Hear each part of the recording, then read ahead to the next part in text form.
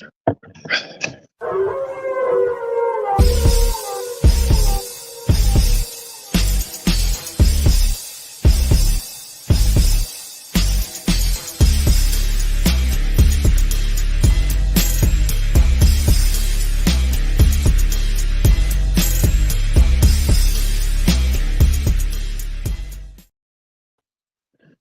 what up, guys? It is well, it's going to be a very, very, very long stream. I feel like there's so much to damn cover. As you can see, it's not just a WWE weekly roundup now. It's now becoming an entire wrestling world roundup. Obviously, we're going to try and cover as much as we can. Apologies to those that are watching on YouTube that normally watch on X. I promise you, we're just waiting for X to actually accept us as an official company. And then until we're verified, we can't actually do anything. So for the time being, tune into wherever you can. I am joined today, as always, by Deeks and Shades. What up, guys? Say hello. Say hello. Hello there. We are back in this crazy week of wrestling. Very busy. Very, very, very, very busy. Very tired. Very tired. As you know, Shades returned yesterday. I'm back. I'm flipping excited. What a week we've had. Honestly, just across the entire wrestling world. Massive changes, new debuts. Where do we begin? Well, I would say... Wow. Jeez, he's a hyper today. Probably. I would say it's probably easier to start with Raw and then make our way down throughout the week. Because, boy, there's a lot to cover. There is a lot. Damn right. All right, just quick thoughts. I don't want you going in too much detail and too much in depth about everything. Obviously, we'll do that as we get there. This week's wrestling. Did you enjoy it as much as last week's? Do you think things needed to change? Did you enjoy it at all? Did you think it was terrible? I'll let Deeks go first. What were your thoughts overall? Just like an overall synopsis of this week's It's not been terrible. It's been, as always in wrestling, it's been exciting. It's been curveballs thrown in every direction you can look at in a moment. So yeah, it's been a busy week, and it's getting busier. It looks like throughout the universe of wrestling. Yes, and Shades. It's been a great week. It's been a very good week. You know, massive changes that some people were against. You too, but you know. We've had a great. There's not been too much bad. There's been some bad points, but there's been more good points than bad. Hey, what changes? What am I complaining about? Yeah, you'll see when we get to it. All right, okay. All right, we're waiting. I'm gonna remind that 3 minutes in. So, a lot of you that are watching, remind us because I feel like we've been thrown under a bus here, and I've not actually said anything. Yes, yeah, so that is now sorry, I'm actually trying to do admin stuff for the podcast as we are talking. So for those of you who can probably hear me tapping away, that's why. Right, everything's done. Everyone can now kind of join us everywhere and everywhere.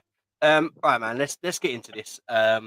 Firstly, Shades, do you believe in yourself that this has been a good week in wrestling? A little bit. A little bit what? I have enjoyed every single show I've watched. I want you to start a sentence properly. Do you believe? That's how we want to start this conversation. I ain't doing this again. I believe. The lion. There we go. There he is. Right. Anyway, man, there's so much to cover. As you know, why not? I believe that we've had a great week. So guys, I'm just letting you know. Hang on, I'm just letting you know all the graphics are all over the place. I've not even had time to kind of like put them in order. So obviously, apologies. So the first thing I want to talk about on Raw is the female Shield, obviously targeting Zelina Vega. Thoughts on this, guys? They look really, really good.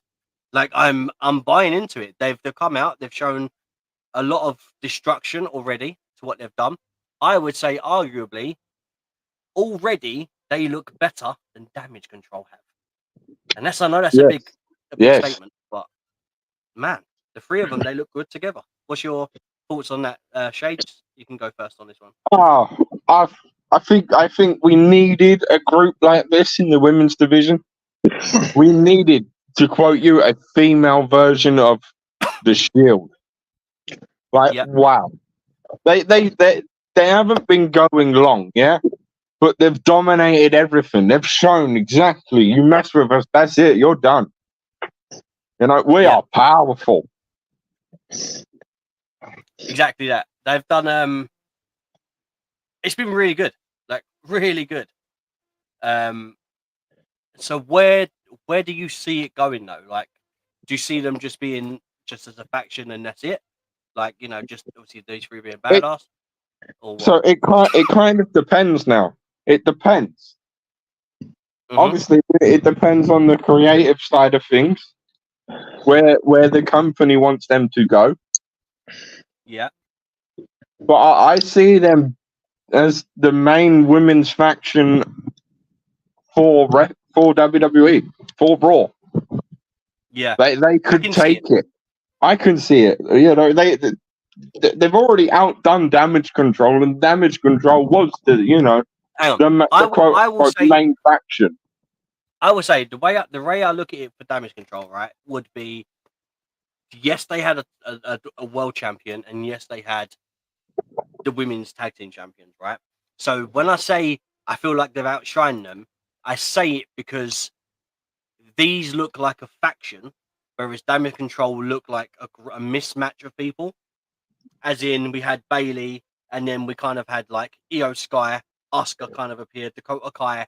Like, do you know what I mean? Like, it was kind of a mismatch. They kind of built and built and built. These two are relying on, like Shayna Baszler and Zoe Stark are relying on, what's her name?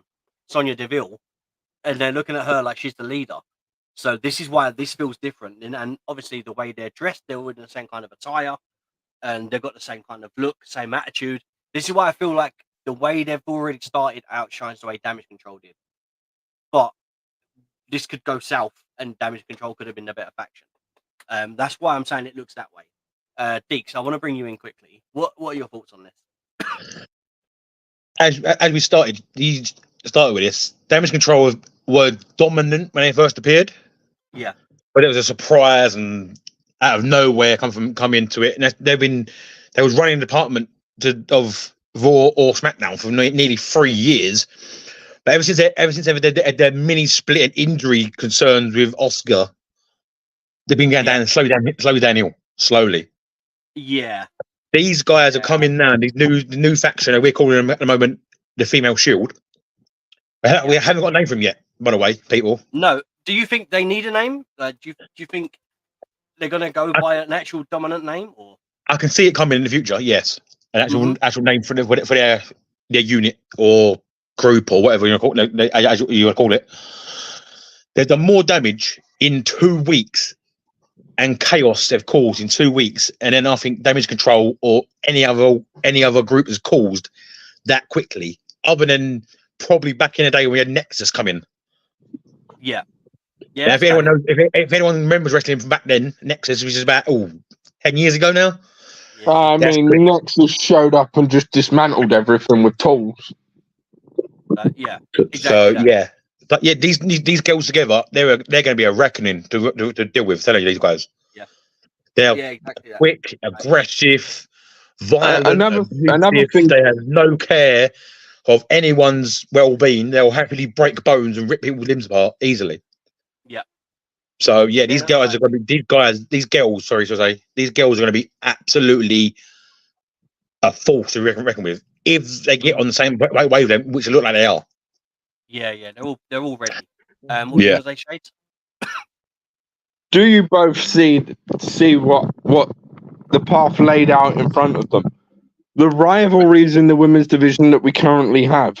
If this faction, Female Shield, until they get a name, have the potential to literally shake up their own division. It depends how they do it. Like at the moment, they're targeting one person, and I think what I like about this as well is after they targeted Zelina Vega got some backup, and instead of being cowardly heels and kind of running away, they stood there, you know, and then they had a match with the people that weren't meant to make the save, and obviously then defeated them. So Yeah. they're being built in a way where they are looking dominant. So what's next for them? I don't know. I feel like they're going to keep targeting people. I think potentially they could bring in one more female. I don't know who, but I feel like they could bring in one more, and I would like to see them stand. If they do that, if you notice, we've got Sonya Deville and obviously on the front, Shayna Baszler on the left of her, Zoe Stark on to the right of her. If you know what I mean, if you're standing at the actual side of them. If you had one more who'd female make a great standing fit behind, there. hang on. If you had one more female standing behind and they stood in a diamond formation, that would be a nice little touch to just the four of them. But now, as a three, they're great. I feel like they may add one more in. Go on, who was you going to say that they could add in? So obviously Nia Jax is doing her thing, but I think Nia would make a great fit. Nah. I think Yeah. Nia's she's too dominant on her own. She would then overshadow them. It needs to be someone that's the same kind of My stature and fit would bring them onto NXT as well. yeah. And the woman I'm thinking of is very similar to Shayna Baszler, and I always forget her name. One's out in the front. Sonya Deville. Sonya Deville. They both all three of them have a very similar background. Like MMA. Yeah. Yeah, someone like that. I feel like good work. I'm not going to mention her name because people want to go. I don't want to mention her name in case it happens, and I don't want to be having You'll be blamed for that. wrestling. Yeah, copying me or me saying I'm putting things out in the universe. I'm not saying her name, who it is, but that's what I'm thinking of. If you're agreeing with me in the universe, put it in the chat and I will respond to you. Yeah. All right. The next thing I want to talk about as well. SummerSlam's coming up, guys. All right. This match is happening. Gunther versus Damian Priest. Now, I just want to say, right, this is like a cluster of absolute nonsense that they are doing. I don't know what their booking is. I really don't, right? And I'll tell you why. Because I feel like I need to bring in a couple more pictures. We've got this match at SummerSlam, right? Yep. Now, who's the man that's trying to go and reclaim back a title from him? Seth Bloody Rollins, right? Yep. Who's also stuck in his feud with Drew McIntyre and CM Punk, right? So what the heck? So we now have on the list of people that are kind of in midst of this title, Seth Rollins, Gunther, Damian Priest, Drew McIntyre.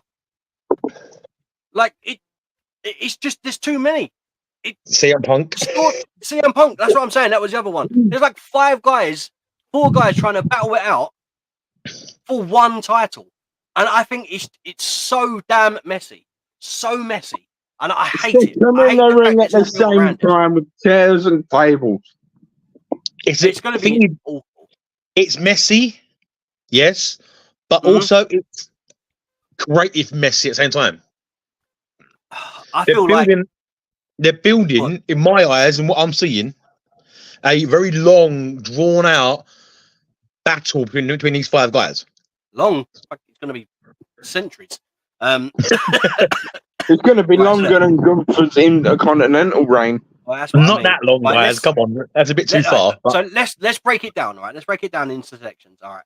So SummerSlam, we've got Gunther versus Damian Priest. Obviously, we're not going to do our predictions because we've got SummerSlam predictions coming. All right. So obviously, let's not give any spoilers or thoughts or stuff like that. Priest and Gunther at SummerSlam. All right. The reason obviously this is happening is because Gunther won the Money in the Bank.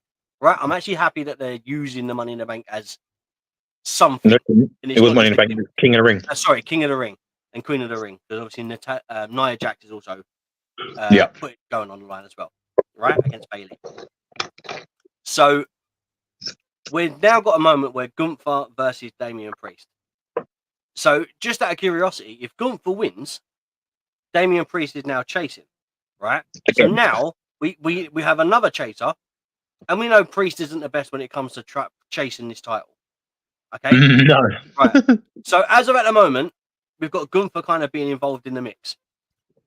On top of that, we've got Seth Rollins who wants his title back from Priest, right? And Yep. on top of that, we've got Drew McIntyre that wants his title back from Damian Priest because he won it and lost it at WrestleMania, right? Then taunted CM Punk. Oh, and on top of that, we have Drew McIntyre feuding with CM Punk before this. It was anything to do with the title. It was to do with Punk being injured by Drew and Drew costing Punk a title, like this shot at the title for WrestleMania.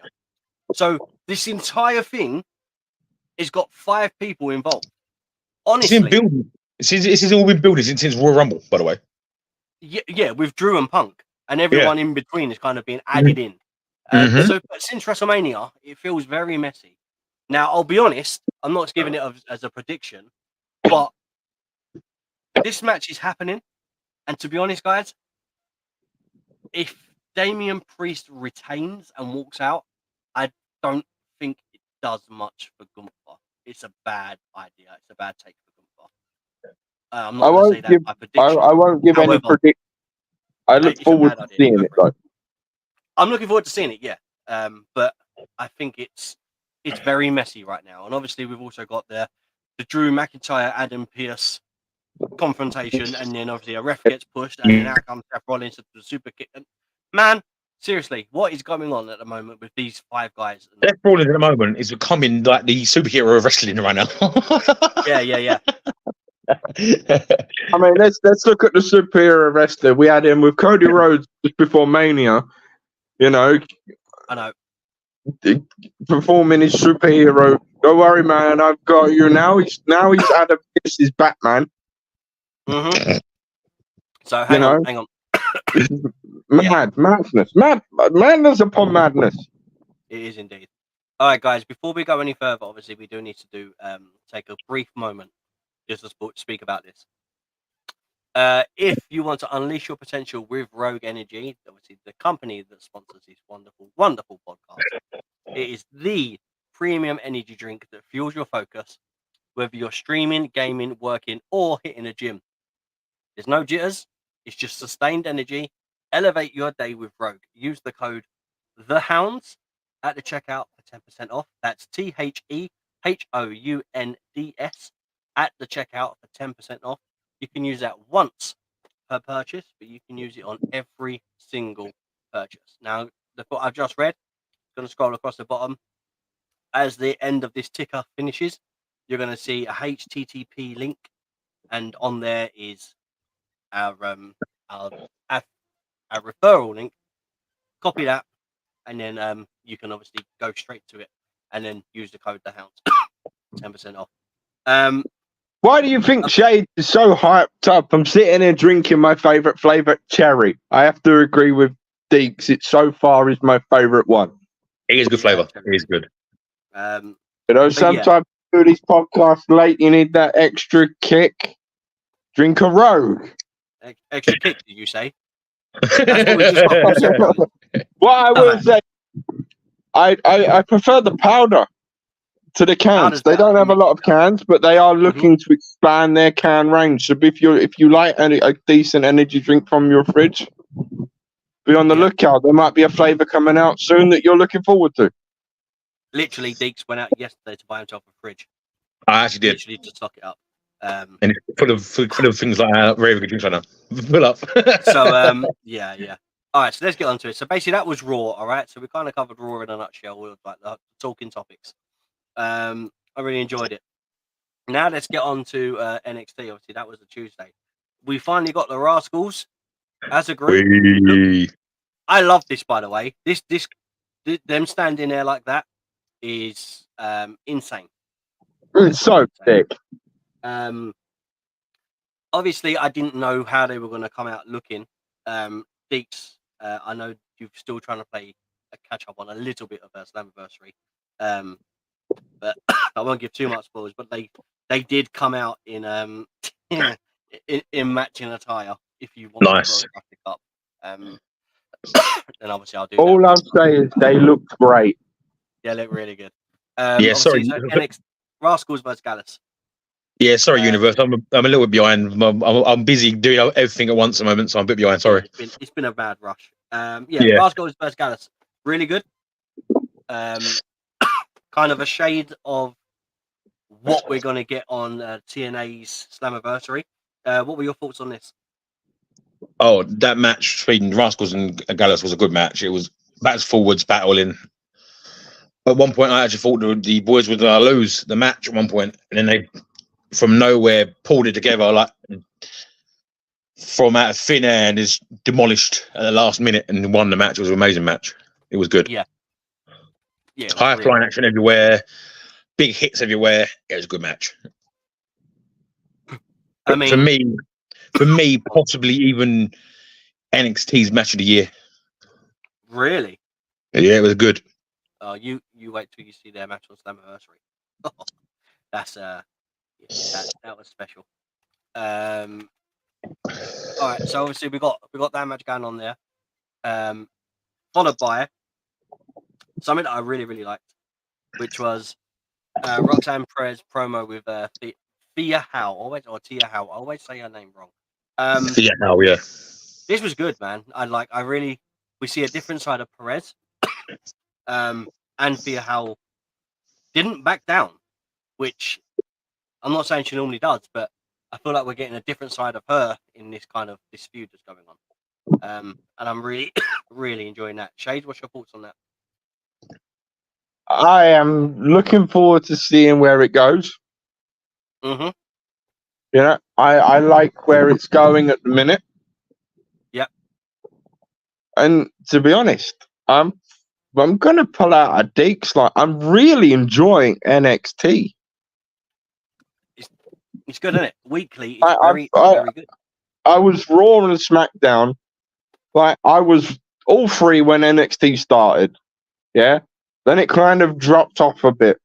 Then I've come back to it in the recent weeks, and it's like, oh, what? Hold on a minute. This is banging. Yeah. You know, I believe that NXT is literally. You broke up then. Say that again. I did not break up. Go for it. I believe NXT is going places. Like, it is that damn good. Mm-hmm. From watching the first ever NXT episode to where it is now, leaps and bounds with what they're doing. Yeah. The NXT is so good, man. So good. Like there's always something interesting, kind of going on. Like I don't know, that you're never sure what's going to happen. I think that's what I like. I think speaking of things that you're not sure what happened, Wendy Chu with this doll is. What's a Barbie doll? Don't ask me how I know that. I don't. This is so strange. Like I like this new nightmarish from Wendy Chu. It's like she woke up from, obviously the gimmick is obviously her always being sleepy. But yeah, like her returning in this aggressive, horror-ish kind of like character is so strange. And like the doll thing, I didn't expect it. It was very, very weird. So obviously I was going to pass it to Dick. I see he's muted. Are you? I don't know if he's good to talk. I'll be honest. Sorry about that. I'm looking forward to seeing what she does. It's probably my favorite character on NXT right now, purely for the factor of what on earth. I know. It's like it's that part of the show where you're like, it's almost like a Wyatt 60 style thing, and I really like that. You know, it has the potential to be something great. Yeah, for sure it does. 100%. Especially with the Barbie doll. It's like, what's going on? This is madness. But it's sick. Yeah, it's good. I like where they're going with it. I don't want them to. I feel maybe using the Barbie doll thing, like the doll, is like it's a signal for something. you know, like where they're going or the story that is being kind of told here, which is great. I just don't want them to use it for one thing and then it doesn't work and then they're kind of stuck in this dead end situation, because you know that can happen with wrestlers. Deeks, what's your thoughts on this this whole Wendy Chu like dull nightmarish character? Wendy Chu found that doll the week before after I always forget the other person's name. Sorry about that, guys. After she ripped the head off it and threw the doll on the floor, Wendy Chu found it about a couple of days later. I picked it up. Wendy Chu knows who it belongs to, and she's held it on her for a whole week, and then decided to return it after that match. Yeah, you see the reaction she got off the crowd and off of the person it belongs to when she reassembled her doll and walked off of it, and then backstage she found another doll. Well, that's what I was going to say. Like, so, but the person she got returned it to at the moment is a very weird head state. Wendy Chu right now is on fire since her return from injury. She's now come out in this like nightmare demon form of herself, which I actually enjoy more than her other form. A lot. Yeah. Wendy Chu right now is a very good wrestler right now. She's eating form. She's putting out evil moves, and I like it a lot. So, by the way, the person in question, Tatum Paxley. Thank you very much. Thank you very much. Yeah. So, obviously, the doll's head was put back on, right? Yep.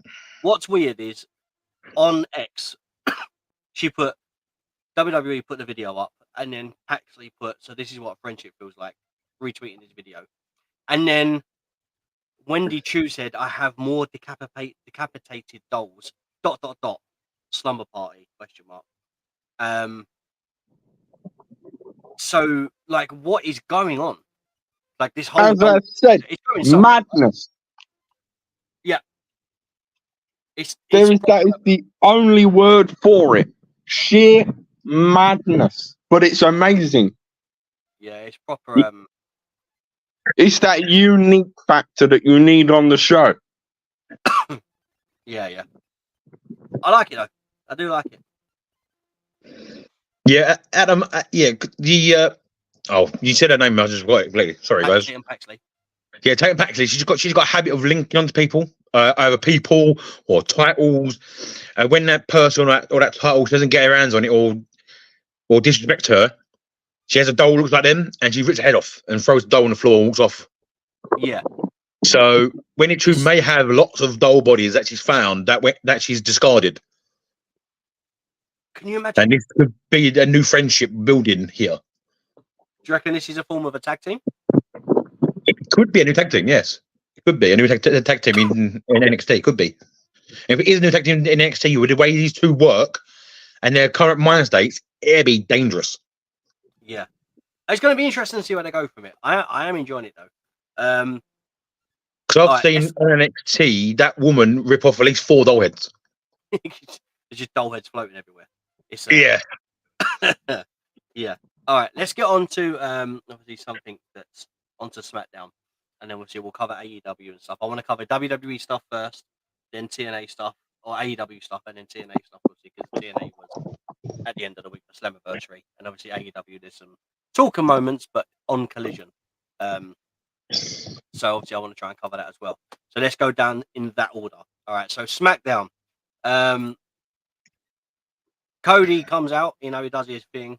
Obviously, A-Town Down Under. What did you think of that? The Cody, he wanted to face them both, but he was told that he wasn't allowed. So he had to find a tag team partner. Well, he didn't actually find. Kevin Owens just appeared from nowhere. Yeah, he didn't look for him. He was just there. What are your thoughts on that, Jade? We all know that I am a very much a Cody Rhodes fan. Mm-hmm. You know, yes, when Rocco gave us the name of Cody Crybabies, I stood up and said, "Damn right." Yeah, I loved that on SmackDown with Cody having to find a partner, and then Owens just appears from nowhere, and it was such a good match as well. Great spots in the match. You know, we had Kevin Owens doing a Braun Strowman-ish run with his clotheslines. That was great. Mm-hmm. You know, just like, but it's like where they are with Cody now, and Cody in the title. And don't get me wrong, you boys know that I'm such a Cody fan. Yeah. Like, hold on a minute. What's going on here? Well, obviously, You know, A-Town and that. I get. I like them. They're a great team, great tag team, great faction. But what? Since when were you going for Cody? Hold on a minute. I think there's a lot going on. The answers are going to be kind of more. We're going to get more answers as time goes on. To quote you at the start, Raw and SmackDown and NXT, there's one word for it. Yeah. Madness, craziness, messy, but messy in like the best possible way. The thing is, with the A-Town down boys, they love causing chaos and twisting things and getting in people's faces and winding them up. So that's why they're doing it.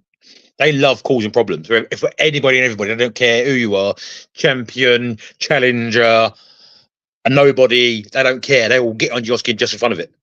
The thing that needs to be avoided is the situation that we have with the World Heavyweight Championship with 5 people, you know, all going nuts for it. We don't need another situation like that where Cody's got, let's say, 7 people after his title at the same time, because then you've got both titles wrapped up in some mummified, rappy mess.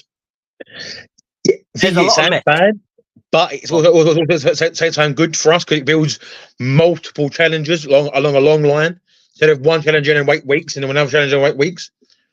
Then a moment they're setting out for challenger here. That's done. Next one. There's like a list building. Well, let's go through. Hang on. I would say though, you got to look at. Hang on. A-Town Down Under. No way are they ever going to be near the situation where they are contenders for Cody's title. Oh no, nowhere near right now. They're just in there causing chaos, just for fun of it. Nowhere near, but in my opinion, what happened on SmackDown with Cody and A-Town did not need to happen.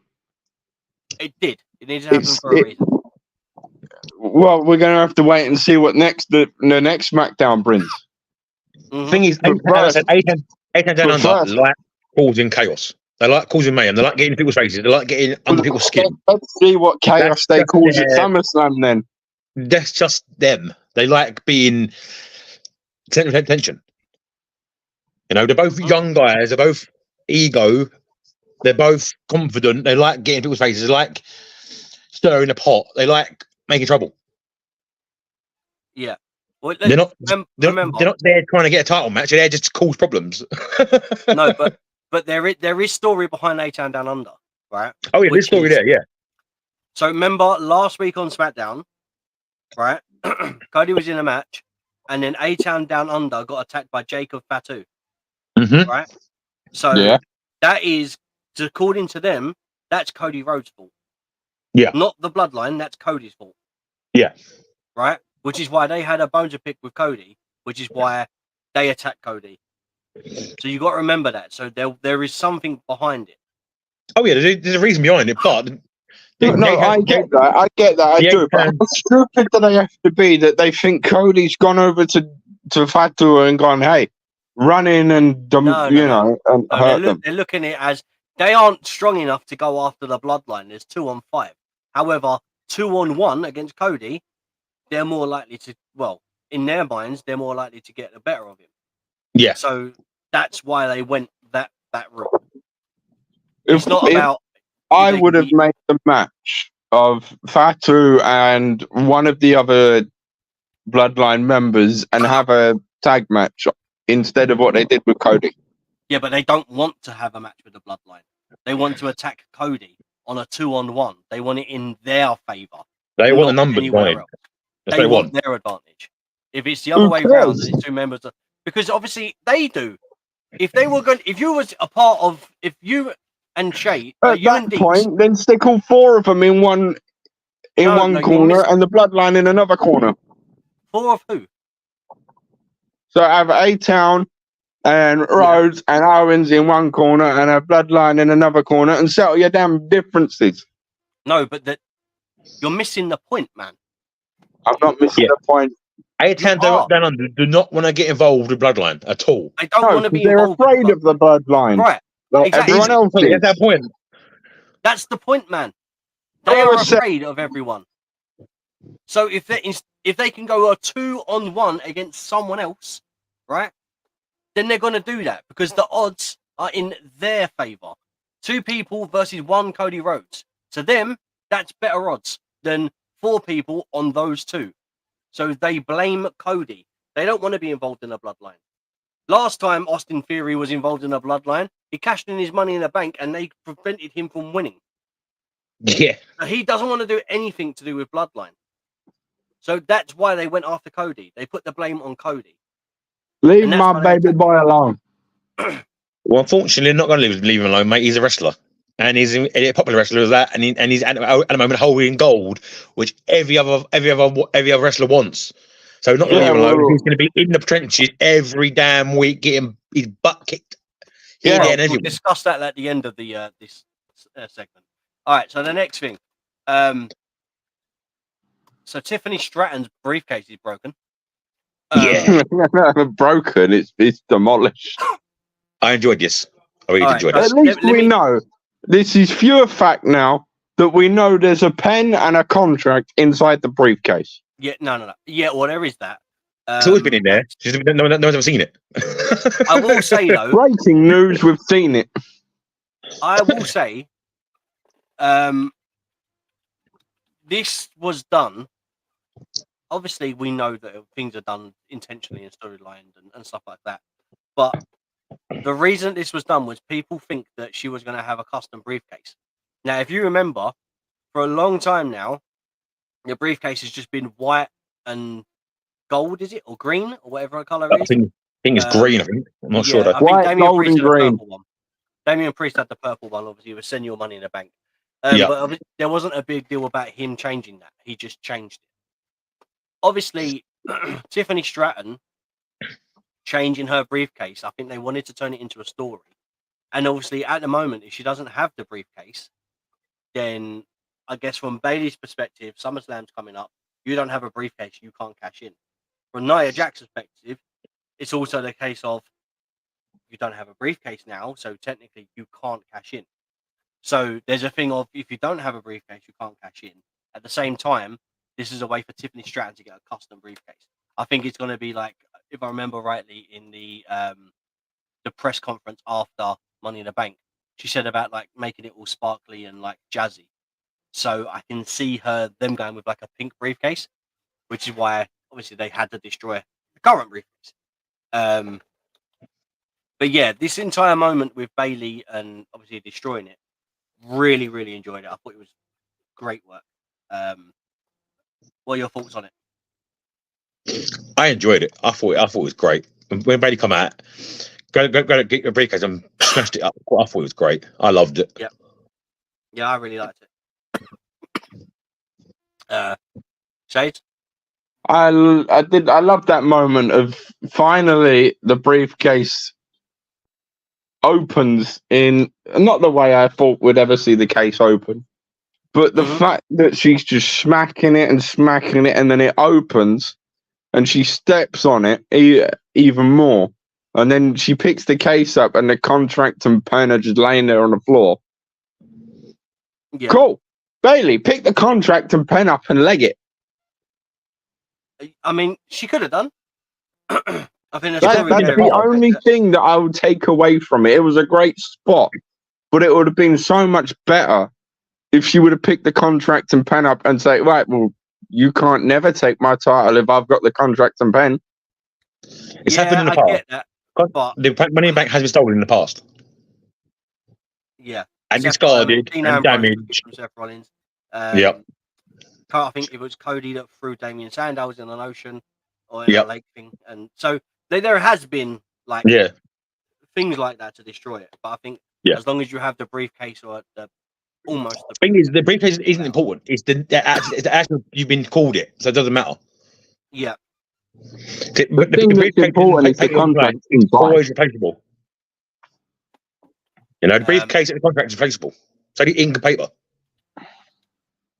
End of the day. Yeah. So Well, I it will doesn't say matter how many times it gets lost or broken or destroyed. WWE will just print off a new one and sign it and go, here you go. So, What I will say from this match is, correct me if I'm wrong, but there was a great spot where someone went through the barricade. Mm-hmm. not for it was over it. Over the top. Nia Jax went over the top. Over the Got like that was a very good spot. Yeah. Yeah, that was fun. I tell you what didn't look so good though was Chelsea Green and Bianca Belair having a 56-second match. Come on, Yeah, now. that was, Like this is 2024. We've had the Women's Evolution pay-per-view. Women's wrestling is at an all-time high, regardless of company, right? Regardless of what company it is, women's wrestling is at an all-time high. There are some hot free agents coming through at the moment that are women wrestlers. And we're getting a 56 to 53 second match on SmackDown. That is completely unacceptable. These women deserve so much more than that. I think that was atrocious. that was a poor match, poor booking. That should never have been thrown in the card. It would have been better to keep them off the card than give them the 53 seconds. Yeah. The entrance was longer. Yeah. Oh, mate, it actually infuriated me that it was that short. Yeah. There wasn't much in that match. It really wasn't. There was like 3 moves being delivered as it match. Wasn't good. I don't have much to say on it apart from it was pointless and stupid. Mm-hmm. But I think it's building. But I think it's the start of building a rivalry, though. What? Yeah. What? We're going to build a speed rivalry now on X? Well, I mean, if they want to do that, then obviously they've got X to do that. So I don't know why they felt the need to. Because they've been X's matches are 3 minutes, right? Yeah. The four women in question have been at each other's throats for the last 2 weeks, by the way. And it's going to culminate in a 53-second match on SmackDown. That is unacceptable. I'm not defending WWE or Raw. It does show the strength of the team. In what way? That she can take over a match in a blink of an eye and destroy it, and to take someone out quickly without taking any damage. Yeah, but at the same time, it was from a roll-up. I mean, if you were going to do that, you may look. In my opinion, if you were going to do it right and you make it as a shock win in 53 seconds, Chelsea Green should have got the win here. It shouldn't have been Bianca. Yeah, because that's 53 seconds would have been like, holy shit, Chelsea Green beat me in 53 seconds. Like, there's a reason then. It fuels fire. Chelsea Green losing, it doesn't work. If the babyface goes over, fine. If the face has gone over. But if the heel goes over, then it's a struggle for the face. It makes them want to push and better themselves. And bearing in mind, Bianca Belair and Jade Cargill are supposed to be like the top of the top when it comes to the women's wrestling in either as single competitors or as a tag. They lost their tag titles. They should be chasing. They should be struggling and overcoming the victory. Like, well, they are chasing technically at the moment, but the champions currently we have right now are ducking everybody. I mean, why wouldn't they? You know, they cut a promo on the screen, and then we also get to see this. Yeah. So, you know, it's a bad look for women's wrestling. Yeah, it is a bad look. This is a step backwards. The referee had more fun. Yeah. I tell you what was really, really fun though, going on obviously talking about things to do with fun. Logan Paul and LA Knight absolutely cooked in their promo. Oh yeah. It was so good. Really, really enjoyed it. I love how Logan was leaving the arena with manager and then decided, you know what, screw this, I'm gonna go punch LA Knight in the head. And did that work? No. Nope. Standoff. I look forward to seeing their match and seeing SummerSlam. It's one of them rivalries that you're like, well, hang on a minute, finally, we're there. All right, but again, never rivalry. It's been building for over a year as well. I might add. Yeah, a year rivalry. Yeah, you're right. You're right. That's why I said finally, we're there. Yeah. We've finally done it.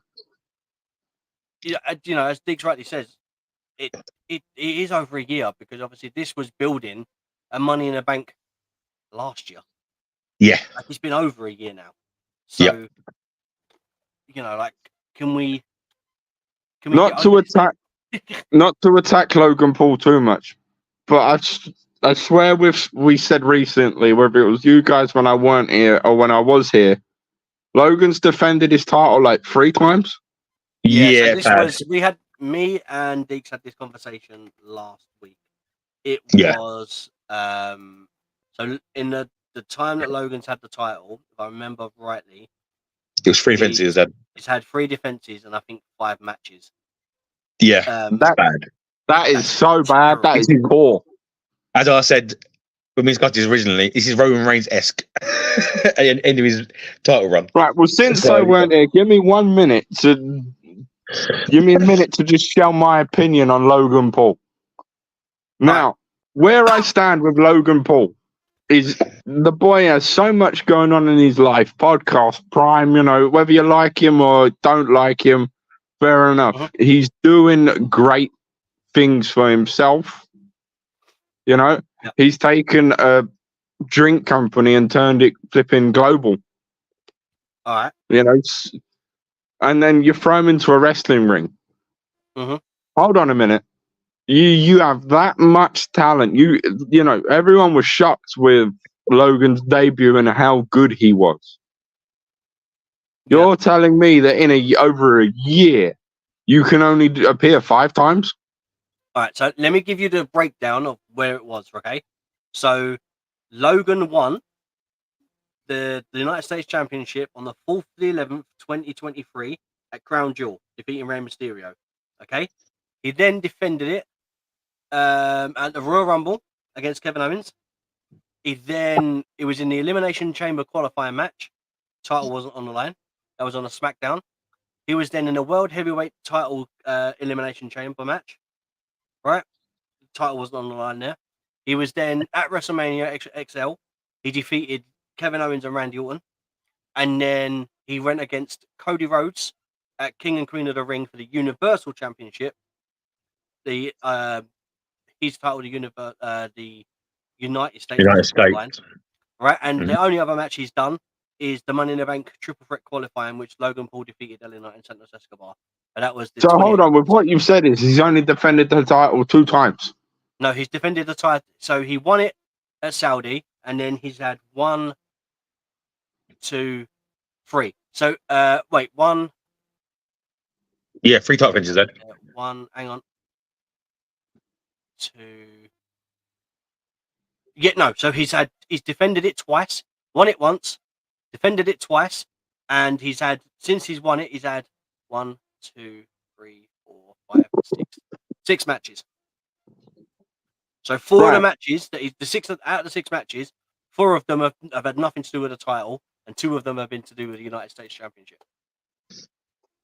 But you see, the thing is, if you have that much talent, you need to appear more. Yes, you have a busy life outside of WWE, but you don't have that much of a busy life that you can't appear at least minimum 10 times. Mm-hmm. The thing is, a lot of his stuff outside of WWE he can do on the road. Hang on, we're over talking each other. One at a time. So I'm going to finish my point off with this. And yes, I'm going to say it. It's time to either step up with the title or drop the damn thing to someone that's going to be there day in, day out like LA Knight. Mm-hmm. All right. Right, Diggs, what was you saying? Yeah, as I said, a lot of Logan Paul's out of wrestling jobs he can do on the road. He can do it by a FaceTime. He can do it by a phone call. He can do it by emails. So he's playing the lazy man card, saying, "Oh, I'm busy. I'm doing other things." He can do a lot of that on the road. Right. Okay. So now, he's just. Let's look at the Hang on. Let him finish. He's just avoiding conflict just by saying, "Oh, I'm busy doing other stuff." Right. Now let me interject quickly. Right. Bearing in mind, anytime Logan Paul does something, okay, he does something and he carries the United States Championship.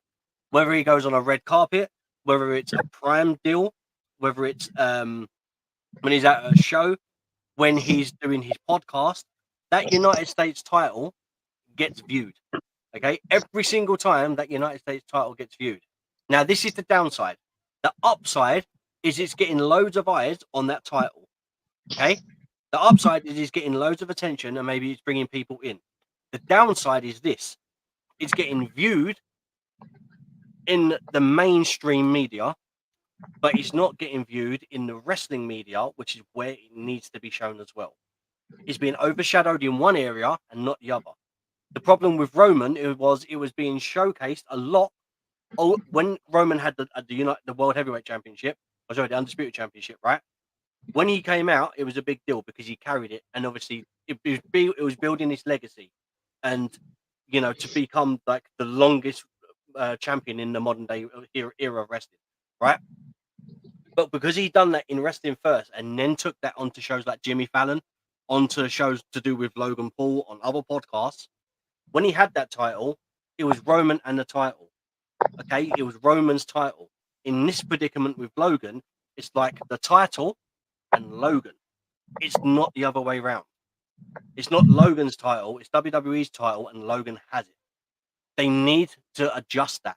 And I thought that was what we were going to get a long time ago when I was very strong on Logan wins it. He could do so much with that title. And he's done a lot with the title in media. He hasn't done a lot with the title in the world of wrestling. And that's the breakdown, and that's the problem. So if he had done more and had more matches, great.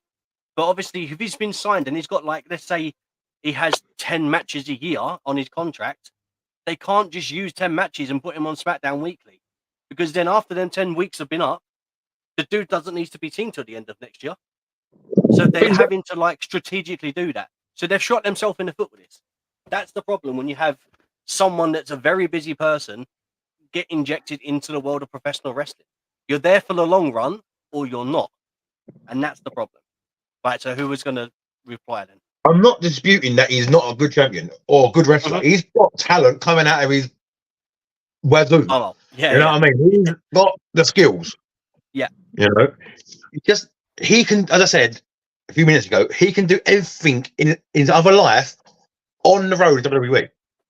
Emails, FaceTime, phone calls, things like that. He can do that on the road. He can do his podcast on the road. All he has to do is make a trailer. He has. He has done his podcast on the road. That's what I don't get. Like when he appeared at Mania, the podcast he done was from the hotel that he stayed in for Mania. When he appeared in Crown Jewel, the podcast straight after that was in the hotel, was in a room in the hotel in Saudi. If you can take your team with you, then do it. Appear more. Yeah. If the wrestling world wants to see you more, then flipping appear more. It's time to appear. I'm happy to have Logan Paul as champion. He's doing a good job outside of wrestling. In wrestling, he's doing mediocre work. Yeah, this is the problem, and I think this is the issue we have when we have people, and I hate to say it because I hate this terminology, but part-time champions, because the person doesn't have to be there all the time, but they get the buzz about them being there. Did I like Brock Lesnar as a part-time champion? Now, I'll be honest, yes, because when Brock turned up, his shit was going to happen, right? Yeah. But then Goldberg, on the other hand, I didn't like him as a part-time champion because I feel like he didn't do anything. He was there, he had a match in 30 seconds and buggered off again. Right? He done the same promo. Who's next? Walked out, headbutted the door. Who's next? There was no difference. Right? At least with Brock, there was something. Hang on. Right? Roman, the same thing. Right? At least he had something. There was an aura. There was something special about him. You wanted to see him lose. And that was the build. All right? That was the speciality about him. And then when it finally culminated and he lost it at Mania, the crowd went bananas for that reason, because it finally happened. And obviously Cody won. And I just think with Logan, it's such a bad move. WWE kind of fumbled LA Knight, I'll be honest. They fumbled LA Knight, because should he have been Money in the Bank winner last year, 2013, instead of in 2023, instead of Damian Priest? Yes. Should he have had a bigger spot at WrestleMania that year? Yes. Should he have been put a rocket on his back and sent directly to the top of the tree because he was so over. Yes, he had the crowd in the palm of his hands, and they fumbled it. Right? They fumbled it. He was the hottest guy with the most ridiculous amount of merch sales, and they fumbled him. And now we're finally getting a position where it's Logan versus LA Knight. The only outcome that makes sense is for Logan to lose this title. And obviously, I'm not saying we'll go on about, obviously, we'll give our prediction for SummerSlam, but it's been such a long time coming. It'll be again, if LA Knight doesn't win here, what does he have to do to get that moment an actual push? Do you know what I mean? Week in, week out. We've seen him. He walks around, does his yeah, the crowd screams yes back at him. He's over. Like, you can't get more over. It's way over. He's hot as anything right now, and WWE Universe love him to pieces. It's been hot for 2 years. The guy's been screaming for a push out for weeks and weeks and months. And WWE creative are just holding him back for some reason. Don't know why. Yeah. I'll rather put it on Logan. Go for it. I'll make a final statement so we can move on from this point. Yeah. If LA Knight does not win the US title at SummerSlam, he should pick his ball up and go home. I mean, technically, where's home? Move to a different brand. Move to a different company. Wow, that's getting extreme. No, it's not extreme. We're getting to another thing like Drew McIntyre's being screwed over. LA Knight keeps being screwed over by the people that run the WWE. Yeah, but at the same time, let me counter that, right? The same person that also got screwed over and was like, okay, you're not going to do it here, you're not going to do it there, and then basically had to advocate himself to have his moment is Cody Rhodes at WrestleMania. And I'm not sure if you've seen a documentary, but it almost wasn't Cody versus Roman at all. That wasn't. Like, it was a last-minute decision. It was as well, literally like weeks before the match come up. It was put in. If that, the four of them had a meeting. Yeah. Like, go back and watch this documentary, right? It almost wasn't Cody at all. Cody wouldn't be champion now. No, it was literally weeks before. Another thing that helped Cody was the WWE Universe going absolutely ballistic. Yes, but that's what I'm saying. The crowd went absolutely ballistic, right? And for we want Cody and all this stuff, right? The hashtag we want Cody. That was for a year. That was him on this build-up after they announced this stuff. This hashtag wasn't going around before that moment after the Royal Rumble when The Rock interjected himself, right? But the crowd had been screaming hot for LA Knight for over 2 years. Yeah. Right? And he still hasn't got it. You know who this reminds me of? Do you remember at that moment where Becky Lynch just couldn't get that title? And on SmackDown, when she got drafted to SmackDown 2018, she just couldn't get that title, right? And she had to climb up the Money in the Bank, and she just couldn't do it. And then she finally got it, and the crowd lost their minds. That's what needs to happen with LA Knight. Yeah. But they've got to do it. They have to do it, man. They can't keep delaying the inevitable. I literally see it happening at SummerSlam, or there's no point. Well, obviously, we'll get onto SummerSlam at a closer date. All right, let's finish off SmackDown. Obviously, there's some stuff that we still need to talk about. So to end SmackDown, this happened. You had to remind me of this. All right. So let me the Shield line. Let me explain, and then I'll have I want your opinions, because I know full well you're going to be up in arms about it, right? And you're not going to listen until after, because I know what you're like. So, over the past few weeks, the people that have been thrown through this table are Paul Heyman, Randy Orton, Kevin Owens, and now Cody Rhodes. Yes? Yeah. Right. Every single time this moment happens, they are eliminating someone and preventing them from being held for Cody. Tonight, or on Friday, that happened, and then Kevin Owens got his head put in a chair and rammed into the table, right? Or the floor, whatever it was. Still post. Into the steel post, sorry. Right? They eliminated Kevin Owens from helping Cody Rhodes and keeping Cody on his own. His entire build, weekly, has been to keep eliminating anyone that is there to help Cody.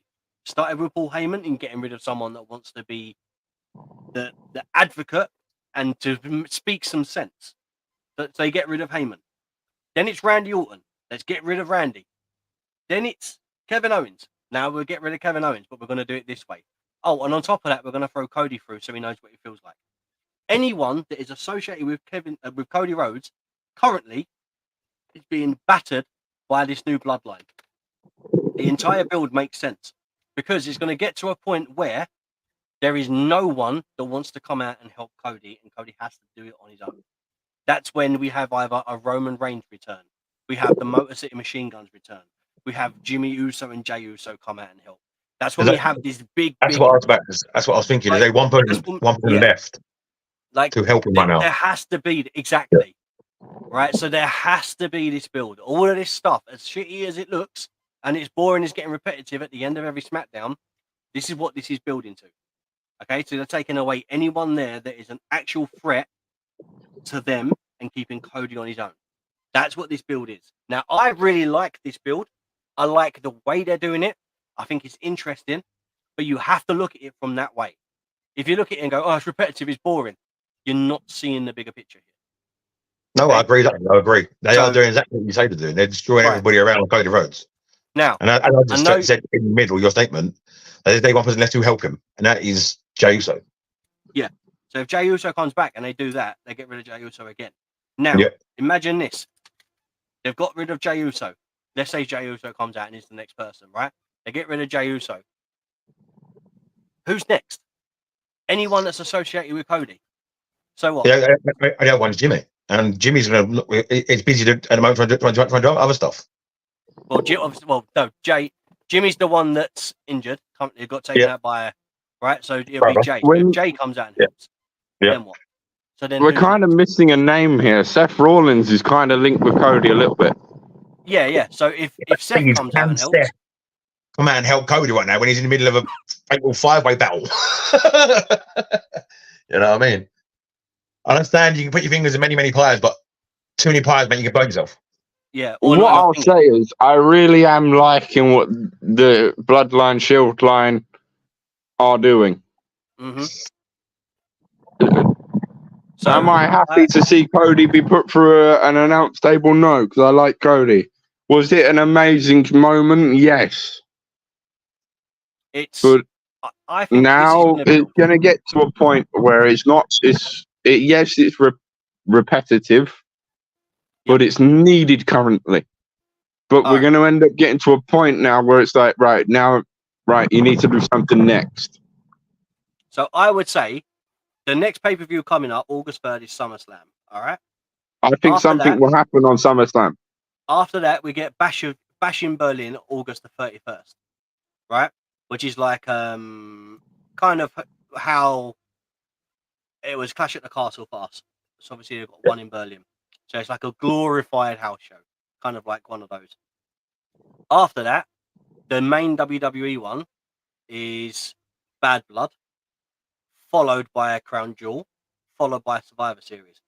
Now, there's no update on when Roman returns. Now, I was saying earlier... They're not going to tell you when Roman's going to return because they want it to be... Of course, but I'm saying there's not a thing at the moment of Roman is returning. Like, we don't know if he's returning. We don't know if he's taking another year off. Right? So... It's intriguing. But they wouldn't tell you if Roman's returning or not because they want that surprise factor. They want that pop. They want. No. I'm not asking for a date. I'm saying there's normally like scoops, people around and like rumors, backstage, like kind of rumblings of Roman could be coming back this year. We've heard it before. But it's not a word. Right? That's what I'm saying. He's been out since Mania. Obviously, we know he's shooting a film. Okay, but there's no rumblings of Roman could be coming back this year. Nothing. Okay, there was no rumblings of Rhea Ripley coming back. So we discussed last week that he was so last week. That was dealt with in a specific way because I mean, last week they deliberately kept her hidden for that moment, so then it didn't get out. But that's obviously Rhea Ripley coming back from an injury. Roman hasn't been injured; he lost his title. Right, there's no injury side of it. So at some point when Roman comes back, so they could be keeping it in the very back as a massive if shock they do, to the Shield line. look, I don't want to know when he returns. I don't want it ins and outs, right? Do I want to know if he's returning this year? Yes, because it's a great way to kind of think of how are they going to book it. It's a discussion topic, right? Is he going to come back to Bash at Berlin? No, he's not coming back at Bash. Is he coming back at SummerSlam? In my opinion, no. He's not coming back at Bash, and I don't see him coming back at Bad Blood. I think Bad Blood is a very good time to bring back Jimmy Uso, because obviously Bad Blood being family, that's a good idea to bring back Jimmy Uso. Crown Jewel, I don't see Roman coming back. Survivor Series, potentially I can see that. Yeah, Survivor Series. But can we really deal with Cody, Cody and the Bloodline all the way up till November? It's a long runaway. That's why I'm saying something will happen at SummerSlam, whether it's Roman or not. Something big will happen there. That's like 4 months after SummerSlam. So something big will happen at SummerSlam. I don't know. Obviously, currently this is how things are looking. But we'll see. We'll go from there. All right. Before we move on, obviously there's a couple of things I want to say. So guys, I just need to rehydrate. Which obviously you guys can also do yourselves with Rogue Energy. So please unleash your potential with Rogue Energy. It is the premium energy drink that fuels your focus, whether you're streaming, gaming, working, hitting the gym, or trying to get over this bloody cold. There is no jitters, I promise you. That's just the bug. It's just sustained energy. So please elevate your day with Rogue. Use the code THEHOUNDS. That's THEHOUNDS at the checkout for 10% off. You can use it once per purchase, but you can use it on every single purchase. That is the code THEHOUNDS. That's THEHOUNDS for 10% off. As I said, you can use it once per purchase, but you can use it on every single purchase, which will be great. So this is where it gets a little interesting. Obviously, we've covered WWE. Guys, we're in some unknown territory right now. Hologram has finally returned. He has finally debuted. Okay. Now this is controversial, guys. All right, and I'm gonna be honest. I like this look. I love a masked wrestler. I'm not against a masked wrestler at all. I think Hologram is very good. Obviously, there's people that know who he is. Apparently, he's Aramis. Am I saying that right? From obviously overseas. But this is my problem. He is very marketable, right? Look at him. He looks like literally a superhero. Exactly what you want, right? Let's go back, Deeks and Shades. When we were younger, right? This is like Rey Mysterio kind of esque. This is Hurricane Helms esque. Yeah. Like, do you know what I mean? I know you're about. It's got that vibe to it. Yeah, it's got like Hoover Tooth Guerrero and Psychosis, and it's got that feel to it. It's marketable in this day and age, bro. That is more marketable than ever before. Selling a hologram mask will be such a good thing for AEW. Now, this is my question: what does hologram have that AEW doesn't already have? Because he looks good and he can move in the ring. He reminds me of like old school Rey Mysterio from that WCW. The way he moves, I really like it. But AEW, is stacked with these type of wrestlers already. So I fear the hologram could become just another wrestler, and I don't want that. So you think really hologram's gonna get lost in the shuffle? I'm not saying he will. I'm saying any wrestler can get lost in the shuffle, right? That any wrestler can always get lost in the shuffle because like they miss a week, they don't have an off match, they go down the card. Yeah, it can happen. Creative doesn't have anything for you after 3 weeks, then you put to the side again. Yeah, you sit in catering. That can happen on any show, any company, right? Oh yeah, any company. Yeah. Right, and I'm not trying to badger AEW at all. I really like this look of hologram. I like the build on the promo. This feels like the very first time that AEW has actually brought in their own character. Yeah. But they've brought in their own character on Collision, which is fine. I'm not against it. but they have a lot of characters that are very similar in the style of performance that they do. I don't want this wrestler to get lost amongst them. He needs something to stand out. Yeah. I don't know what that is yet. Maybe it's a finish, like a special finisher. But I like the look of it. Obviously, I know you guys have kind of seen dribs and drabs of like the highlights of hologram. Obviously, I was telling you about the build up and the promo that have been done for it with the video vignettes and stuff. What's your first thoughts?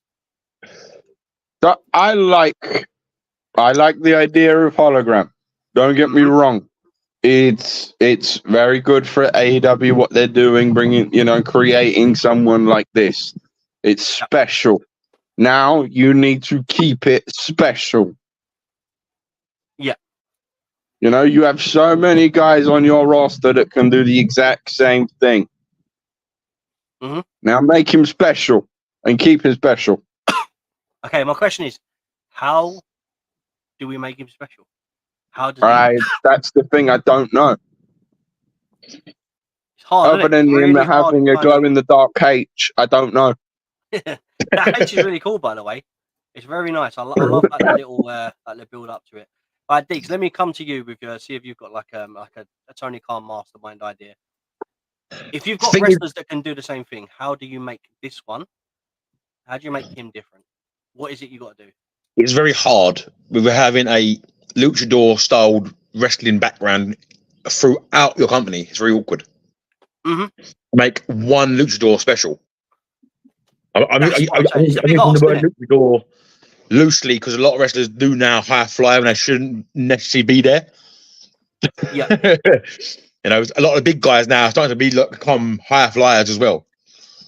Bronson Reed.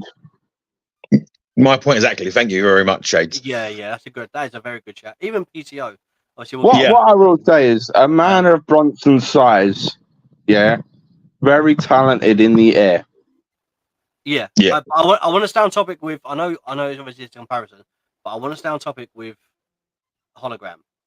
What is it that we feel like AEW needs to do to make him special? Now, bearing in mind, hang on. I can see it. Hang on.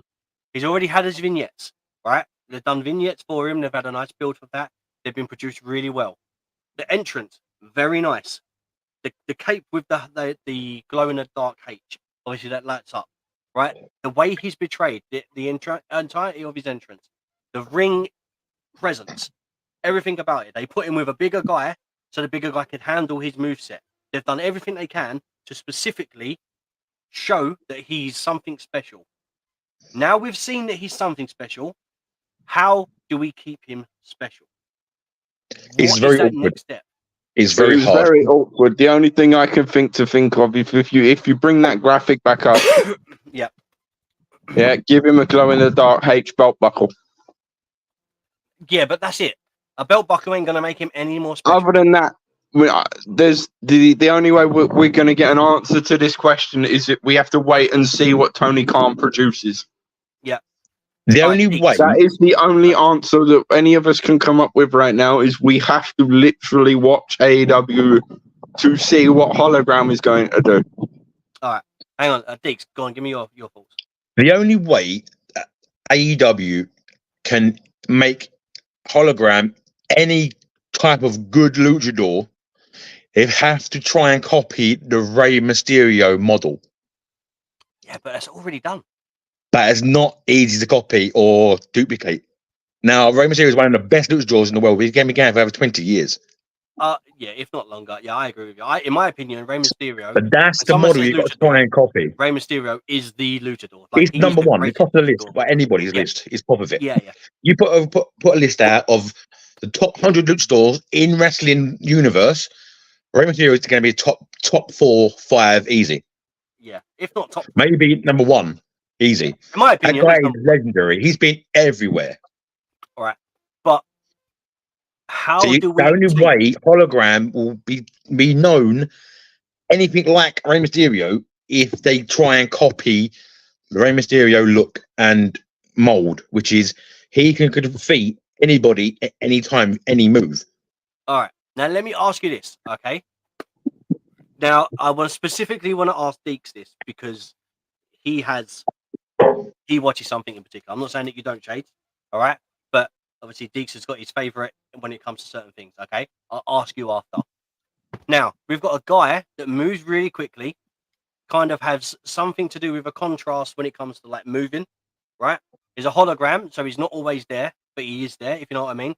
He's very flickery, he's very quick. NXT already has an Axiom. Yes. NXT has put him with Nathan Fraser because they couldn't do anything particular to make Axiom stand out, right? Yeah. So, other than putting hologram with another lucha and making them look legit and high flying, which I'm not against, how do they keep hologram special? Other than the Rey Mysterio mold, do you have an idea? Do you have like something in your head that go, if this is what it is? Like Rey Mysterio got put on the map with the Eddie Guerrero match, and then we now Havoc 97, right? That's, in my opinion, one of the greatest wrestling matches of all time. Oh yeah, that's a great match. Does hologram need to have one of those matches to be like that he has it? That's his moment. Does he need one of them matches? Do you think? Thing is, going what I said a minute ago, Rey Mysterio has defeated some of the biggest, heaviest wrestlers in his career. Yeah, 4 titles and back titles. So, hologram to be anything like Mysterio's mold and to keep his career relevant and hot has got to do a very similar thing. Now, I'm not sure how big this guy is. I don't know if he's 6 foot fucking 12 or 5 foot nothing. You know? Yeah. So yeah. So it's very awkward. I don't know how strong he is. I don't know nothing about his moves. I've seen glimpses of him. A lot of things I've seen glimpses of him doing. He's high flying. Yeah. So high flying's good. It's dangerous. It's exciting. Yeah, go on, mate. So it says Fightful, which is a very commendable, and very good when it comes to that information, right? And as a broadcasting company and like podcasting and like notes and all that kind of stuff and journalism are very, very good. Fightful are. It says the hologram characters debuting on July 11th. July 20th episode of AEW Collision has been in the works for over a year behind the scenes in the company. There were rumors that it could be Sammy Guevara or even a debut in Ricochet. Obviously, that is the case. It's GCW veteran Aramis. I feel like I'm saying that right. It says, in fact, they trademarked the name over a year ago. According to one source, there is talks a hologram character will be unique to AEW and one that is technologically ambitious. And I'm not against that, right? But then if we're having a character that is unique to AEW, do you remember back in the day when TNA had Suicide? That was a character unique to TNA. So maybe if they have a Rey Mysterio mold, the Suicide kind of persona, do you know what I mean? That speciality about him that kind of appears and stuff like that, then maybe hologram won't even get lost in the shuffle and he will be something special. I love the look of the guy. He looks really good. He can go in the ring, right? I just don't want him getting lost. But I think it's the same as another wrestler who's unique to their brand, going back to ECW with Sabu. Yeah, Sabu was so unique to ECW. You know, I'm not saying the hologram needs to be doing that kind of stuff, but yeah, like he was an Sabu individual. Recently come out though. To do what? I swear, whether it was in the last year, but he came out. Jericho brought him out.